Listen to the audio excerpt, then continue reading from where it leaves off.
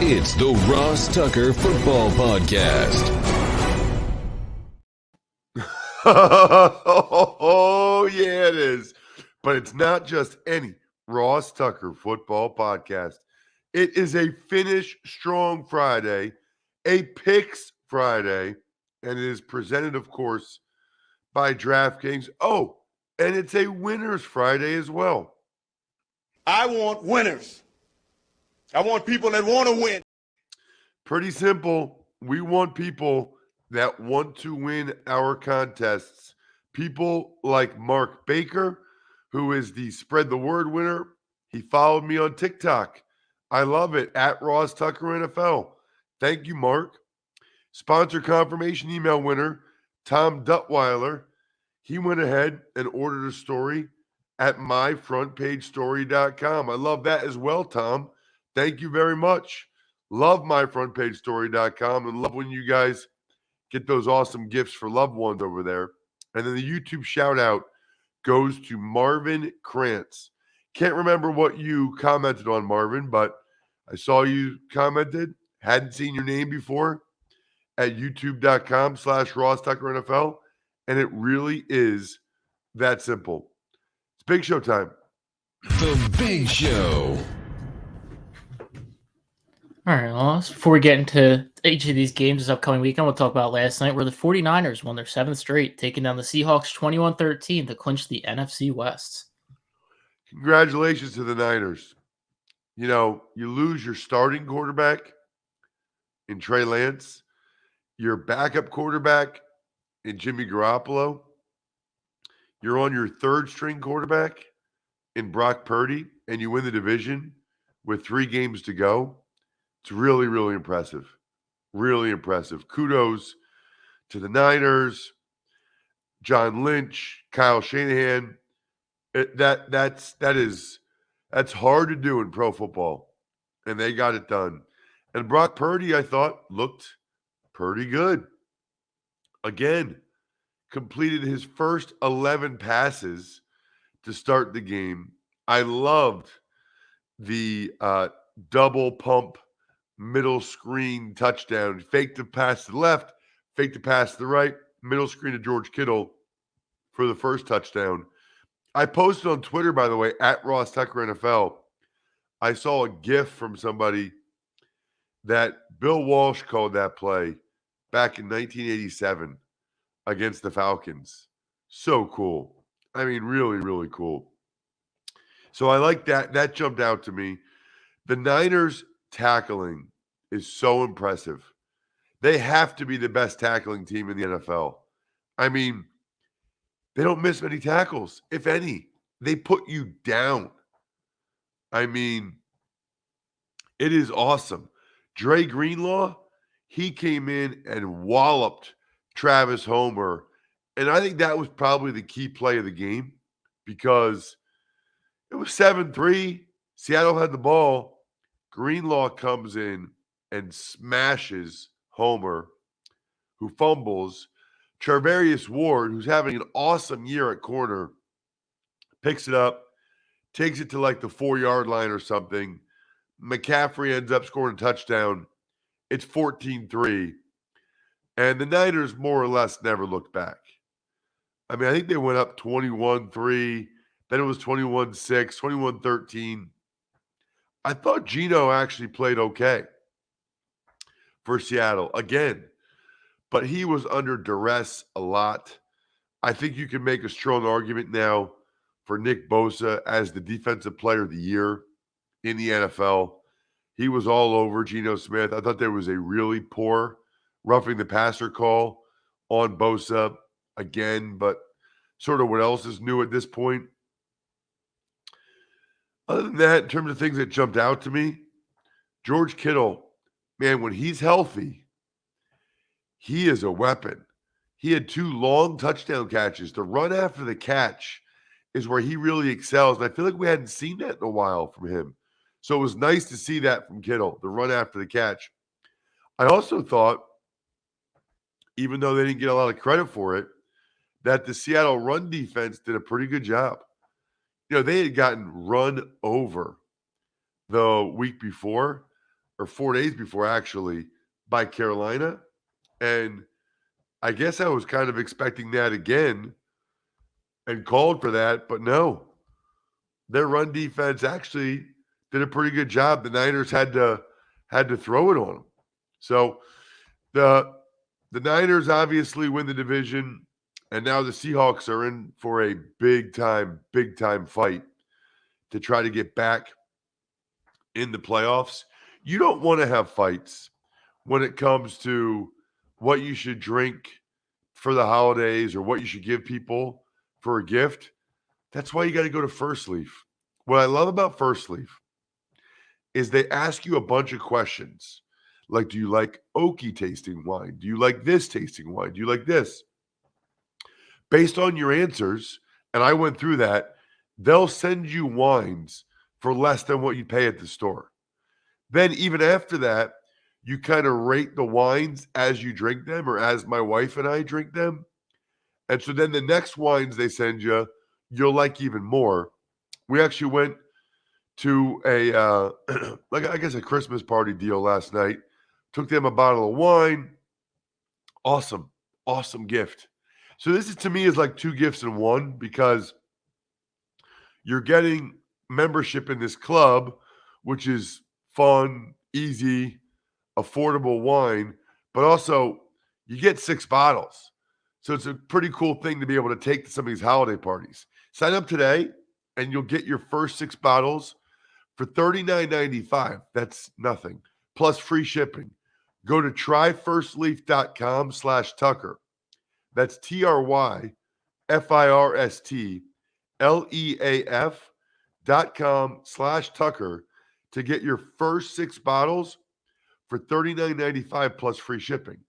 Tryfirstleaf.com/Tucker. Want to know which team is going to win every single game on Sunday? Then listen up. Let's start with the Indianapolis Colts at the Minnesota Vikings. So I'll be calling this game, and I like the Vikings to win the game. I think they bounce back from a really bad performance, especially defensively, against the Lions. In fact, the Vikings, Joe Dolan and I talked about this on the Fantasy Feast podcast. Vikings defense has been really bad as of late, really bad. The good news for them is they're playing the Colts. That's a good team to play against when your defense has been bad. Colts are very offensively challenged. This could be a closer game than people think, because just studying for this game, Colts defense is pretty legit. Even without Shaq Leonard, it's pretty legit. But even if it is a close game, Vikings are 9-0 in close games. They have a chance to clinch the division. It's at home. I think they get it done. I do. I think the score is 24-20. I'll give the Colts D some credit. I'll give the Colts offense some credit. But the Vikings win a close one, 24-20. The Baltimore Ravens at the Cleveland Browns. This one I've kind of gone back and forth on. It looks like Tyler Huntley is going to start for the Ravens, which is obviously really good news, because I don't know that any of us knew or knows what to expect from Anthony Brown, who's the backup. And, he's pretty good. Tyler Huntley's pretty good. That gives the Ravens a real chance. I guess I just feel like the home debut for Deshaun Watson, he played much better last week. I kind of feel like this is a game that Cleveland wins. They might need to win this one for Kevin Stefanski. There's just a lot of reasons why I kind of feel like they get this one done. I kind of feel like the Browns find a way to win. Be a rough loss, too, for the Ravens. They need every win to try to win that division. Low-scoring game, pretty similar to the game the Ravens just played against the Steelers. The difference is Deshaun Watson will make a few plays, and he won't have the interceptions that Trubisky did. 19-17 Browns. The Miami Dolphins at the Buffalo Bills. Well, the weather is looking like it's going to be something fierce. It looks like around 7 o'clock, the snow moves in, Jack. And let me just tell you, this is not like Alabama, Tua. It's not. And I saw where the Dolphins turned the air conditioning up in their indoor facility so that it felt like it was in the 60s. Legit LOL, bro. Like, it's going to be very, very different. And it feels like it's already in their head. I feel like they're already thinking about it too much, already talking about it too much. It's in their head. I like the Bills. I do still think the Dolphins can make it competitive. But I like the Bills to win. I would say this one is, again, probably the Bills' offense just hasn't been that great. You know, it's tough to tell the exact score, not knowing just how bad the weather will be. But I'll say 24-20, Buffalo. And I'll also say this, very important. Bills fans, if you get a bunch of snow, please measure the snow in Labatt blue light cans and either email me or tweet me pictures at Ross Tucker NFL.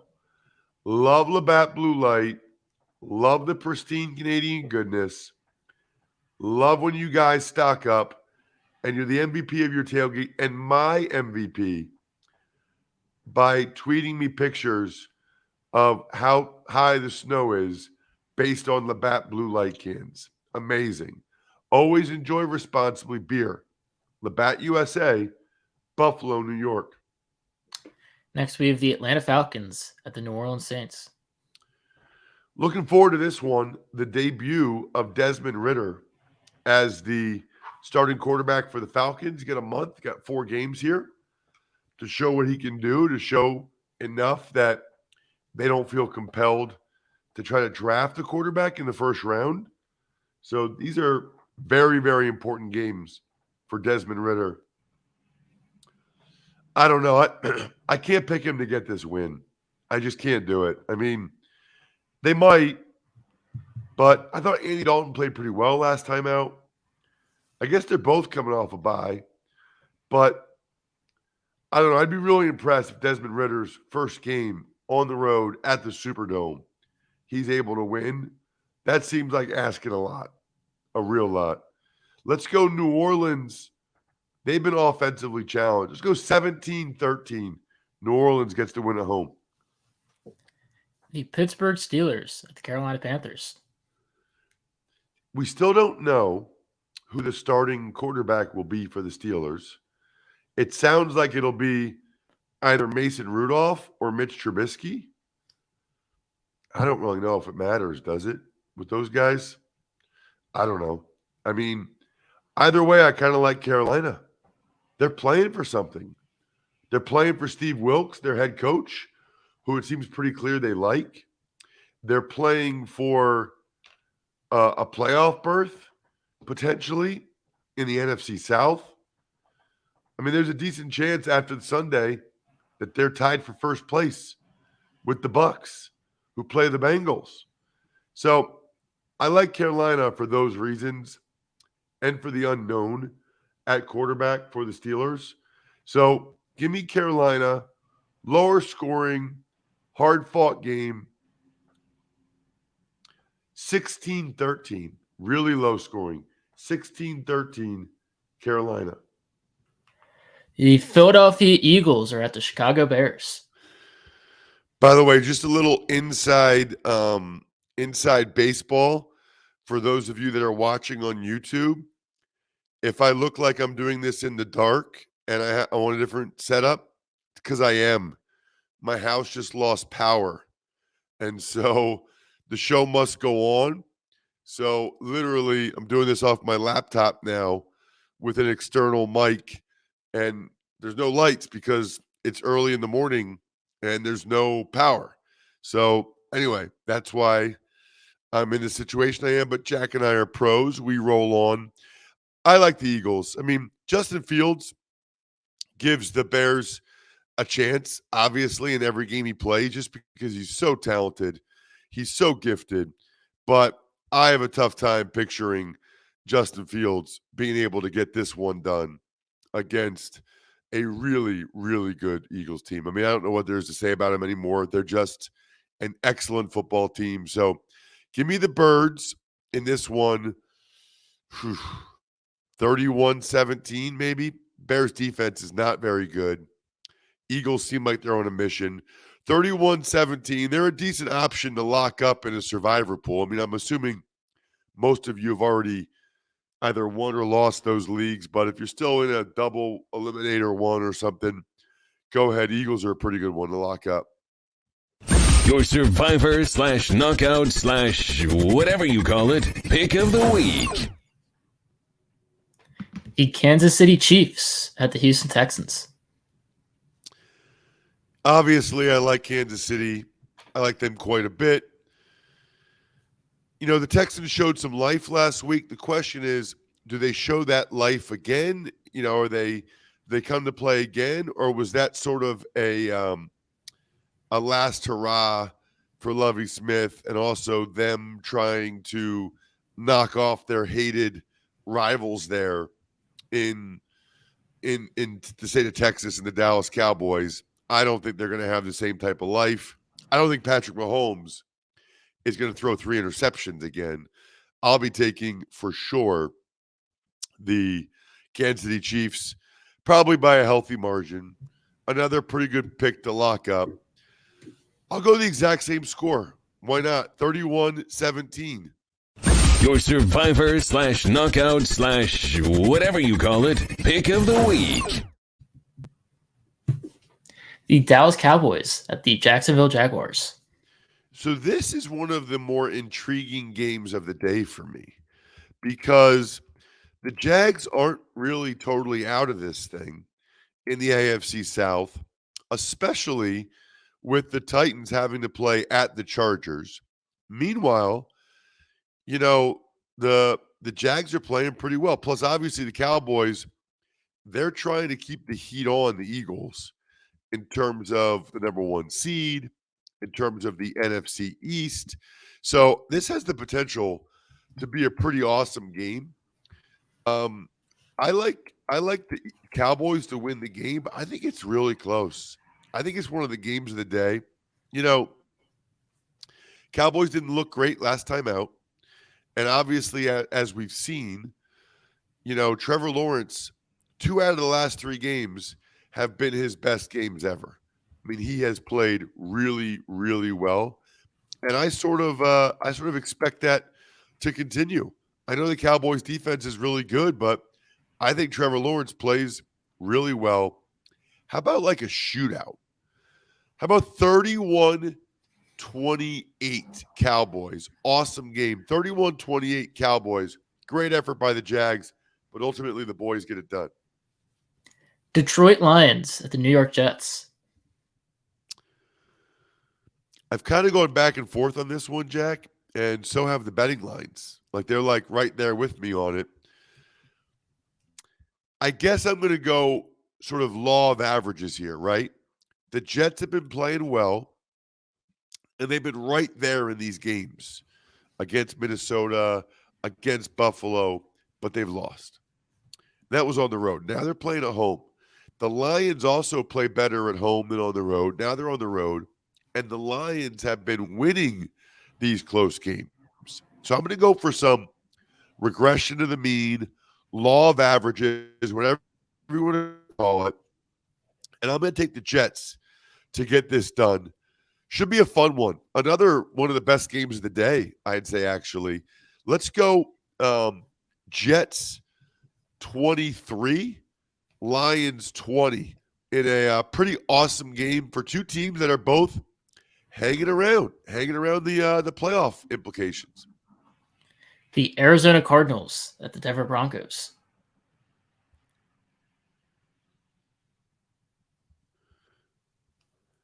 So I will take the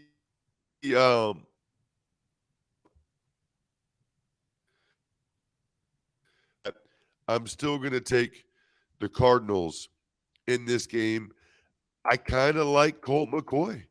I kind of like how he plays when he's the quarterback of the Cardinals. I think at times it feels like the team almost plays more effectively when he's the quarterback of the Cardinals.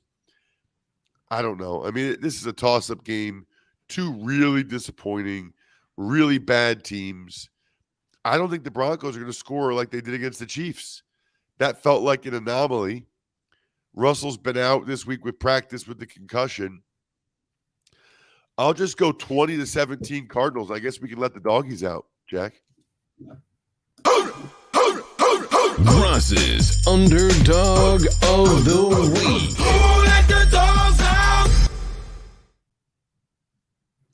Next is the New England Patriots at the Las Vegas Raiders.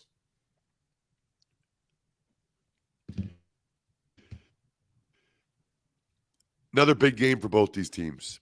I mean, without question, this is a big game for both these teams. I like the Patriots. I just think, honestly, I think they're a better coach team than are the Raiders. And I know the Raiders have had more time to prepare for this one. Blah, blah, blah. They might be getting Waller and Renfro back. I'll still take the Patriots to get this win. That last Raiders loss was just so bad. Maybe they bounce back from it. I don't know. And I know the Patriots aren't exactly playing awesome. And they had a short week. They had a short week versus the Raiders' long week. Oh, man. This is a toss-up game, dudes.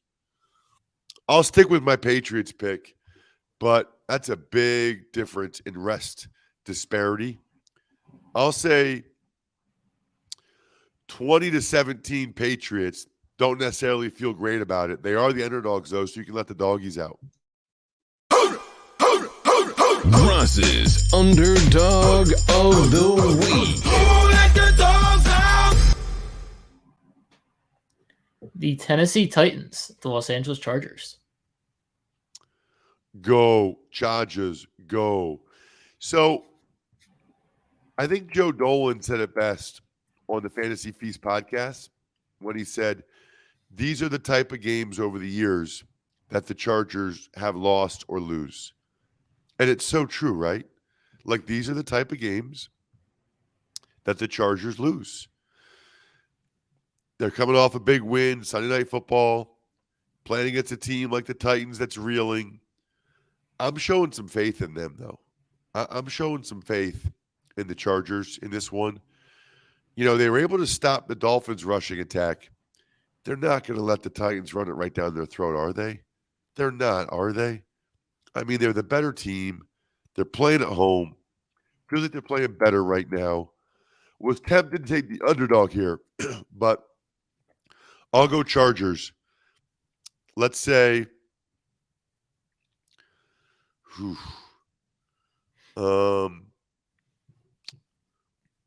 27-20 Chargers. Cincinnati Bengals, Tampa Bay Buccaneers. Got to go Bengals. It's hard to pick the Bucs to win a football game.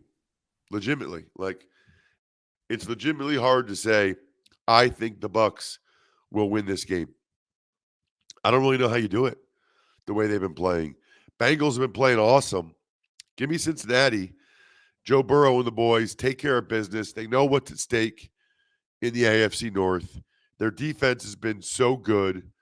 Burrow's done just enough on the offensive side of the ball, even when his receivers are out. And I've got no faith or trust in the Bucs at all. It's sad. It's sad that it's come to this. Give me the Bengals. Not that many points in this one because the Bucs defense has been decent. Let's go similar to last score for the Bengals and the Browns. I'll go like 20-13 Bengals. The New York Giants, the Washington Commanders. Gigantic game, absolutely huge game. Massive playoff implications for both. Although Seattle losing last night helped them both. I think the Commanders win the game. But as I said on the Even Money podcast, I do think it's close. I do think it's a really close game that the Commanders ultimately win. Very similar to their last game. What was that, a 20-20 tie? This is 20-17. Commanders get it done at home, but it's close. We'll wrap things up with the game you'll be at Monday Night Football. Los Angeles Rams at the Green Bay Packers. Got to go Packers here. The Baker Mayfield thing's a nice story. Certainly makes Monday Night Football more interesting for me and Kevin Harlan. Hopefully a bunch of you guys can listen to it. But ultimately, yeah, I can't pick the Rams to win this game. On the road, it's going to be 5 degrees at kickoff. Packers get it done. Doesn't really mean much for them. Just kind of hurts their draft pick, I guess, because they're not going to the playoffs, but they want to win. Maybe they can even have a winning record. Who knows? Packers, the Rams defense actually been playing pretty well. So I think this is like 24-17 Packers, something like that. 24-17 Packers. Other than that, Jack, I guess I just have some shout outs to, of course, myfrontpagestory.com, greatest gift of all time, that some of you still haven't gotten for your loved one. You will at some point. I'm going to wear you guys down. Myfrontpagestory.com. And then Pizza Boy Brewing, Sporticulture, HumanHeadNYC.com, SteakhouseSports.com, Go-Bengals.com, Evergreen Economics, Vision Comics with an X, BackOfficeScheduler.com. Other than that, have an awesome, awesome weekend. And if you're driving around, listen to me Saturday at 1, Monday at 8. I think we're done here. Thanks for listening to the Ross Tucker Football Podcast. Make sure to also subscribe to the Fantasy Feast, Even Money, Business of Sports, and College Draft. All available at Apple Podcasts, rosstucker.com, or wherever podcasts can be found.